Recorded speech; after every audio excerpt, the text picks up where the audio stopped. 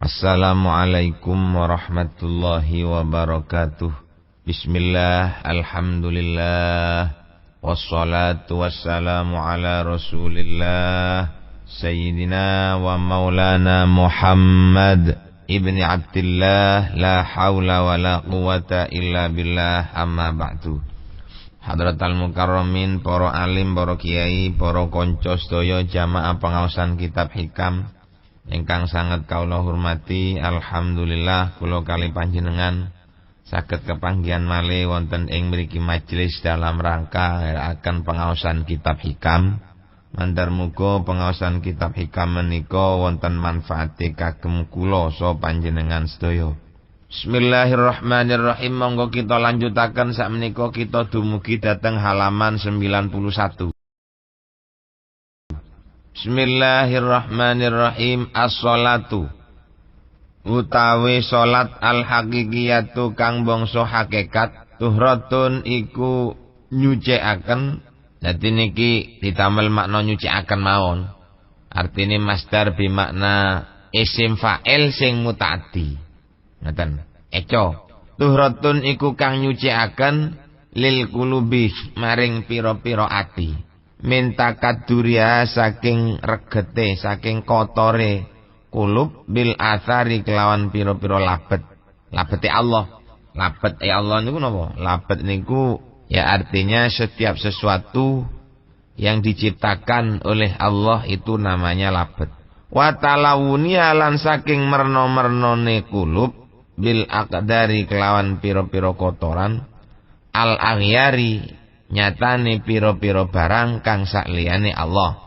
Nyatane pira-pira barang kang sakliyane Allah. Utawa nggih ngoten niku pun. Wa minal ausofi lan saking pira-pira sifat al mub'idati kang ngedoaken apa ausof la maring kulub an musyahadatil azizil jabbar. Saking ningali ing Allah zat kang luhur al jabbari kang meseso. Wa fi ba'din nasrif lan iku ing dalam setengah biro-biro telodo nusakh min adnasid dzunub utawi ana lafat min adnasid dzunub.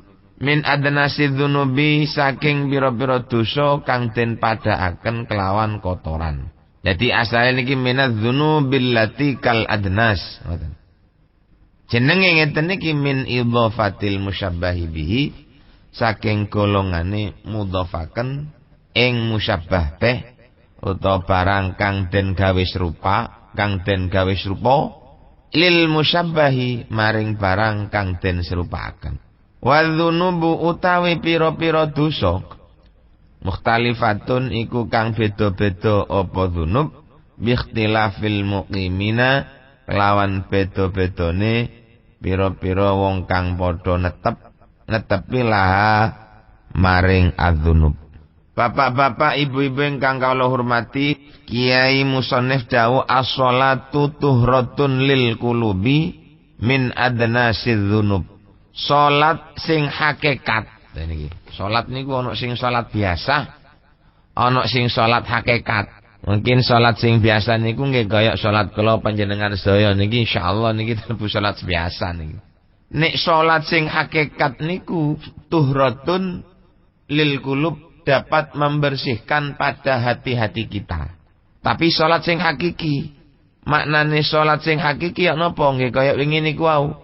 Zahirnya tubuh kita melaksanakan salat dengan gerak-gerik dan perkataan sebagaimana yang telah ditunjukkan di dalam kitab, dan batinnya kita menerima asar-asar dari Allah Subhanahu wa taala. Niku jenenge salat sing hakikat. Artinya zahire kita melaksanakan sholat, batinnya juga kita sholat. Bukan hanya itu saja, tetapi seluruh tubuh kita ikut rame-rame mengerjakan sholat. Jadi duduk awake tok sing sembayang. Sak motone melok sembayang, sak cangkeme melok sembayang, sak sirahe, sak sikile, sak awake, sak wetenge, sak atine kabeh nderekaken sembayang. Saat hati-hatine iku melok sembayang, itu namanya sholat hakikat. Sholat hakikat yang seperti ini yang dapat mensucikan pada hati-hati kita. Lah sakniki kula kali panjenengan takon, lah sholat kula niki kelebu sholat sing yok napa? Iku jawabane apa jare pean? Pean niku sembayange tembus nang atine apa mek sing sembayang iku tangane tok, sikile tok, ngoten. Lek sing sembayang iku sikile tok, mek tangane tok ketok takbir. Ngoten tok, atine mboten sembayang, ya iku jenenge duduk sembayang hakikat. Ketoke tok duduk sembayang. Ketoke tok awake niku sembayang, asline mboten ngoten niku. Lho, salat yang dilakukan dengan cara yang mertanggung koyok niki, itulah salat yang mengakibatkan orangnya yang melaksanakan salat niku tetep sing tambeng ya tetep tambeng, sing betik ya nggih tetep betik, sing nakal ya nggih tetep nakal. Ngoten lho. Tetep mokong, sing doyan mesu ya tetep doyan mesu, sing ahli tukaran ya tetep ahli tukaran. Napa? Krana atine mboten dibersihkan. Salatnya tidak berfaedah apa-apa. Mboten bersihaken sembayang biasa. Ojo diwalik, kadang-kadang kula mbek sampean niki punya prinsip lek wis hakikat ndak sembayang. Endi ana wong ngomong ngoten niku. Hakikat kaya apa tetep kudu sembayang, wong Kanjeng Nabi sembayang. Ana wong alim pamane ngaku mboten sembayang, terus diarani wali ya duduk. Lah perkara wali itu mboten ngetokno penggawean salate. Ngeten nggih. Perkara wali niku mboten ngetokno penggawean salate, artinya mata kita tidak melihat sama sekali bahwa seorang itu salat. Tapi kenyataannya dia itu salat, saking kula mbek sampean mboten ketok. Lha niku wis urusane dheke. Bukan urusan kita. Kalau yang menjadi urusan kita adalah zahirnya. Perkara ana wali ndak ketok sembayange wis apa jare wali niku, tapi kula mbek panjenengan selaku orang yang biasa harus tetap mengingkari bahwa orang wali itu harus melakukan sholat. Kalau tidak melakukan sholat, kita wajib memperingatinya. Dan cara memperingati seorang yang tidak sholat atau sedang melanggar perintah Gusti Allah niku nggih sesuai dengan kemampuan kita terhadap orang yang akan kita peringati. Lek sing dielingno anak ya gepuk, lek sing dielingno wong tuwa ya dikandhani, lek sing dielingno pejabat ya disurati. Lek rodok mokong ya di demo titik-titik tapi aja ngerusak. Demo kok ngerusak pagar-pagare negara dijeblos. Lawang-lawange negara diajurno, omah-omah diantem. Ini ku jenenge duduk unjuk rasa. Kalau ada orang unjuk rasa atau demo, tapi dhek ini ku kok ngerusak omah-omahe wong diantemi kabeh, perasane keapiken niku. Mboten. Lek ana wong demo karo ngrusak-ngrusak iku berarti ngongkon wong nglakoni kebagusan. Tapi awake dhewe ndak ngelakoni, melarang orang untuk tidak melakukan kejelekan, tapi justru awake dhewe ngelakoni. Wong demo mulai pamane nggih, bupatine korupsi atau pejabat pemerintahnya korupsi. Akhirnya oleh kawan-kawan kita mahasiswa atau pelajar-pelajar yang lain di demo. Sing demo niki nyekel watu, omah-omah di pinggir jalan diantemi. Oh, pager-pagere kantor dirusak.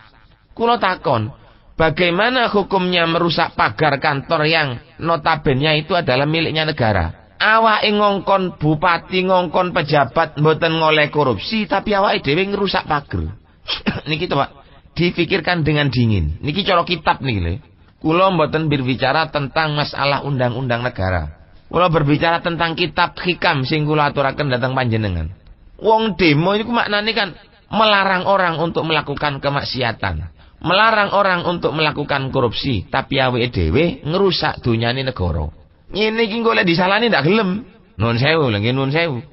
Awake dhewe melarang orang untuk melakukan kesalahan, tapi awake dhewe nglakoni. Dan seterusnya dan seterusnya. Lek kula kali panjenengan mau berpikir dengan secara jernih, otomatis tidak akan melakukan sesuatu yang menyamai dengan orang yang sedang kita demo.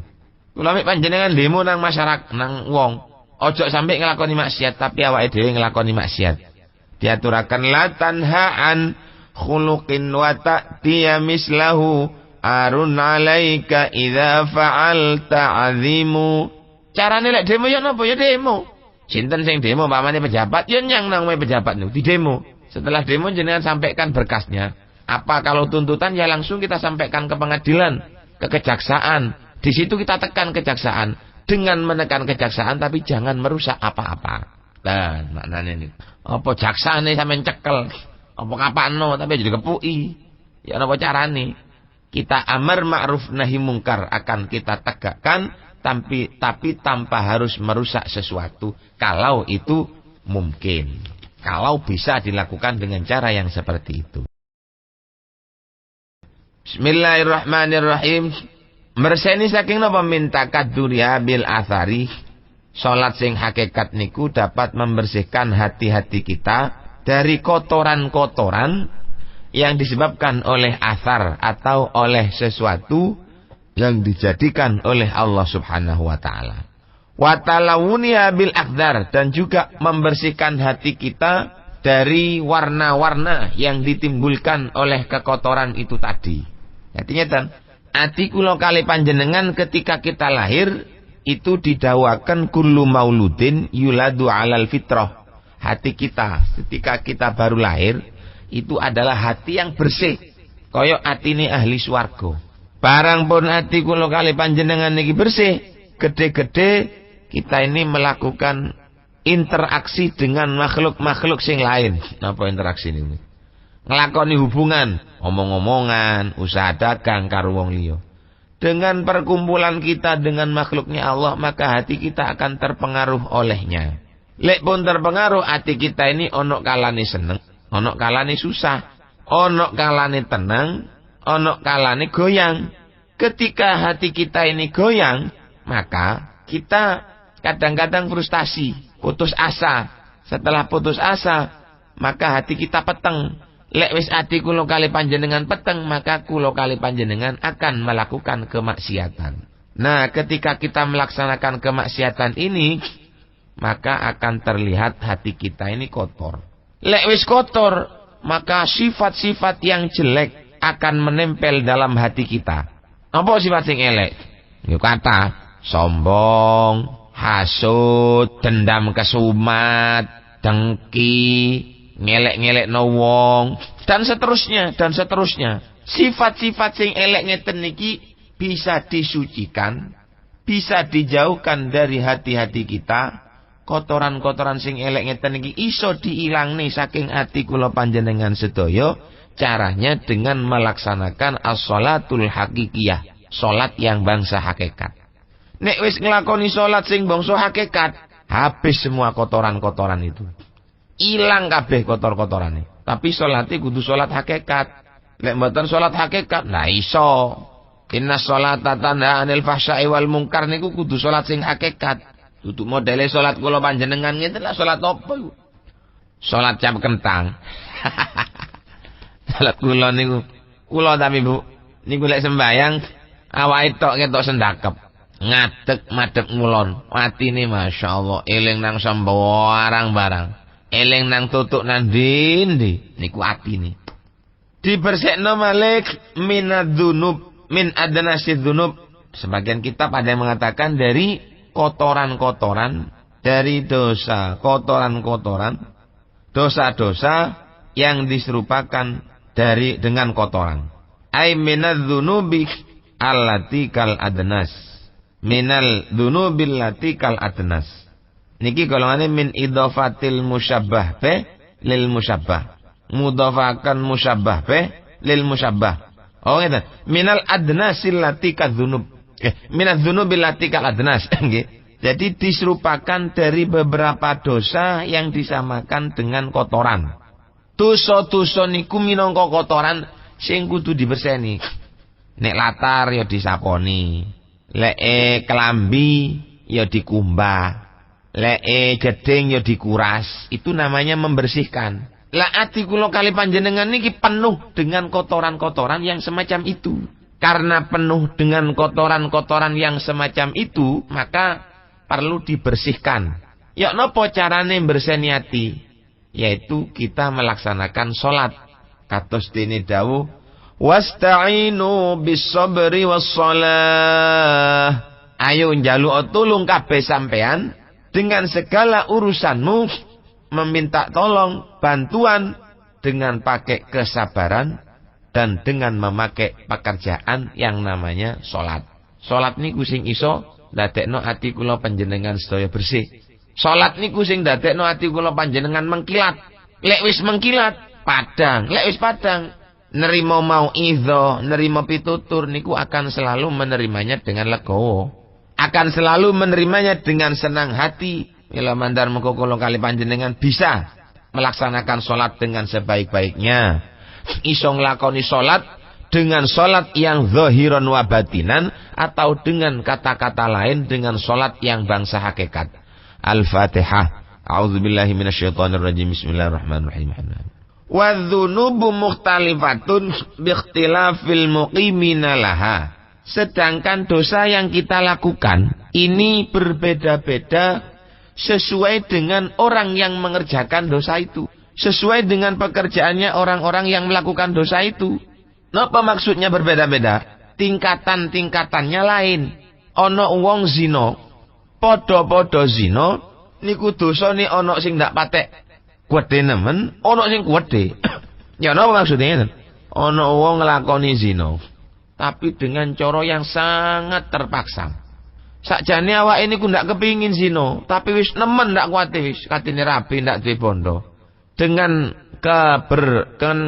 keterpaksaan yang sangat tinggi dia melaksanakan kemaksiatan sambil mengatakan, ya Allah, sapuntene Gusti kula niki mboten niat nglakoni dosa Gusti, saking kula mboten semerap. Loh, wong sing nglakoni dosa kaya ngeten niki otomatis dosanya juga besar, tapi tidak sebesar pekerjaan dosa yang dilakukan oleh orang yang dengan melakukan dosa disertai dengan tantangan. Waduh, sapa sing katene nglarang? Lah ana wong larang aku nglakoni dosa. Katene apa? Haram. Ndak haram, jadi sapa haram? Lho, salah awake wis nglakoni dosa, sik menghalalkan maneh. Sik ngomong. Ingat, pembicaraan kita ini sangat mempengaruhi nilai-nilai besar dan kecilnya dosa yang kita lakukan. Ana wong caruk dengan cara terpaksa sampai mateni wong, ambek caruk dengan yang tidak terpaksa. Hanya karena keahlian niku dosane luwih gedhean yang tidak terpaksa. Contone, panjenengan diancam wong. Moro-moro kate dibacok sampean nyekel arit, sampean nangkis, sampean melok bacok pisan. Lek ndak bacok sampean dibacok. Lek ndak disiki, sampean didisiki.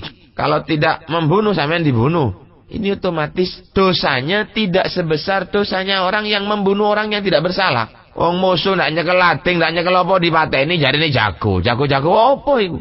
Wong lek jago iku ndak ngono carane.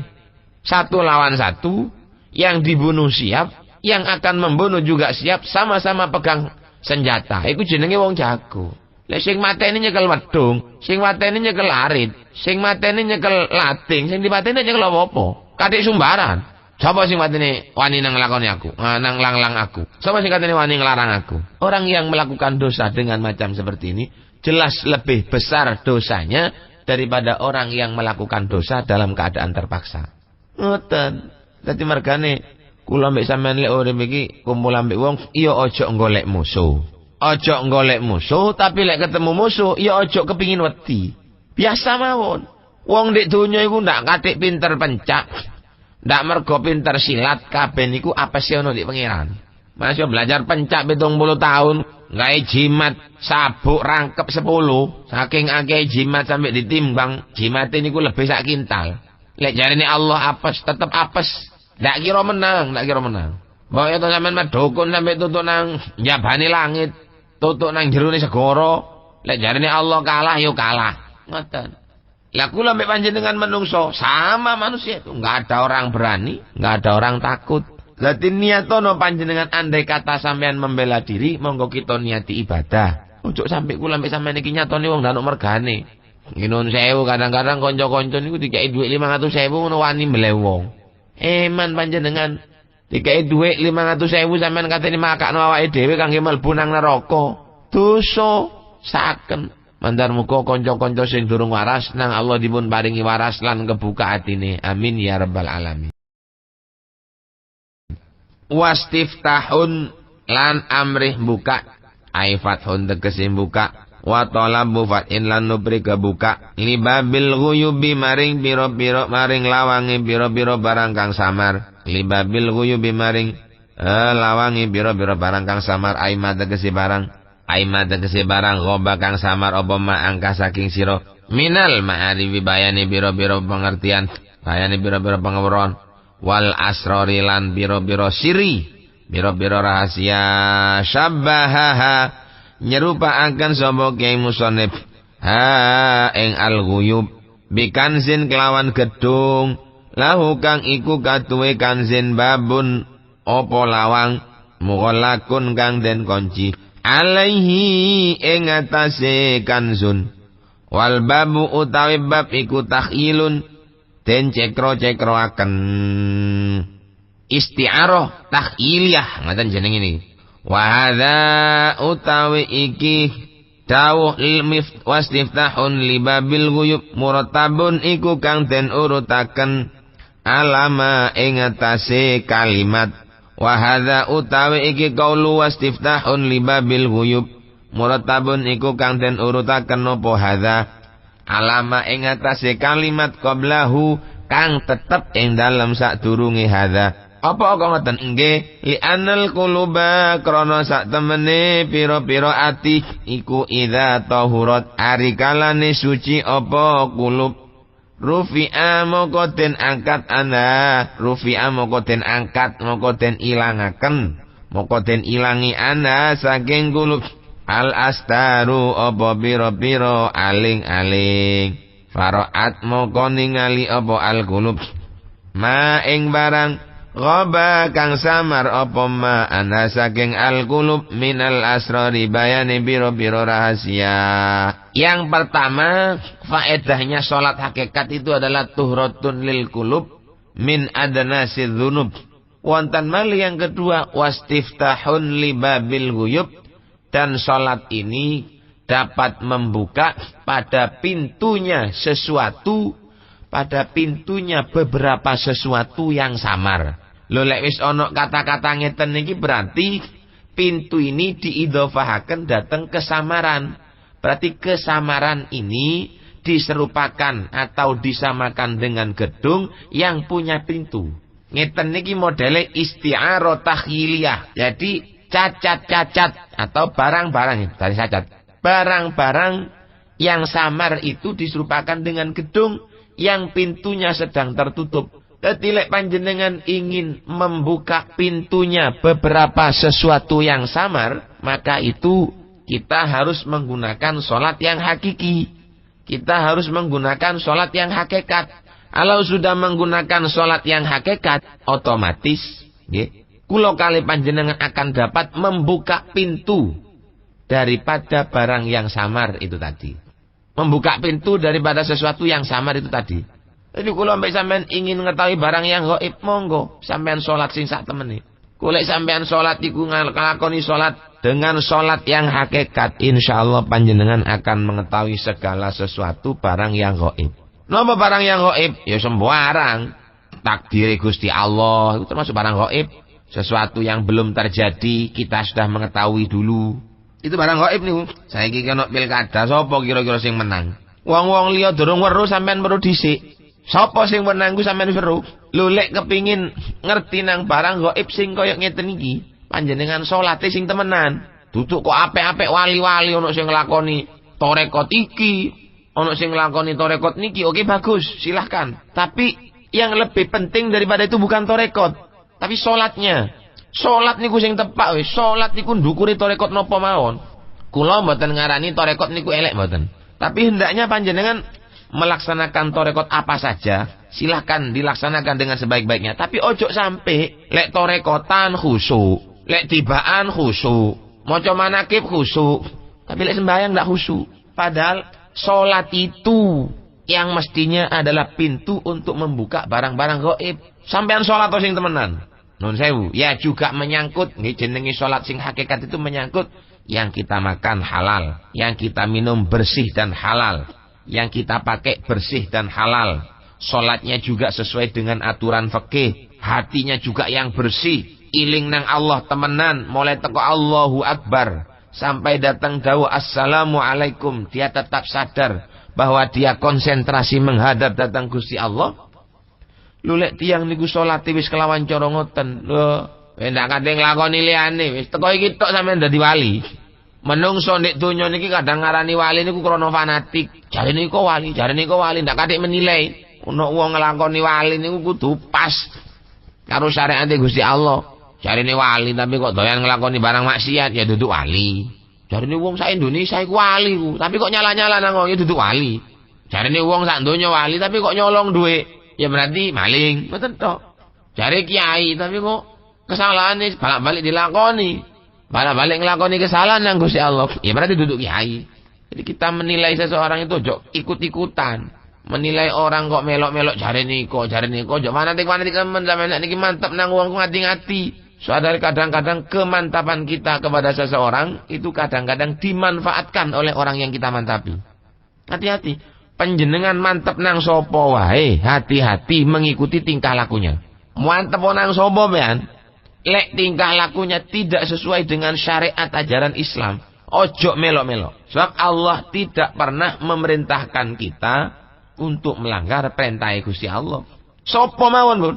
Ojo sampai mek wong sing luwih tuwa, guru sampean, kiai sampean, Pak Ustad sampean, atasane sampean nek ngajak nang barang sing langgar perintah Gusti Allah, ojo sampai melok-melok. Tak tanggung aku, tak boel apa jare aku, apa jare aku. Muni tak tanggung lan apa jare ku lak ndek donya. Ndek akhirat besok, wah, itabarra alladzina tubi'u minal ladzina taba'u wa ra'aul 'adzaba al-ayat.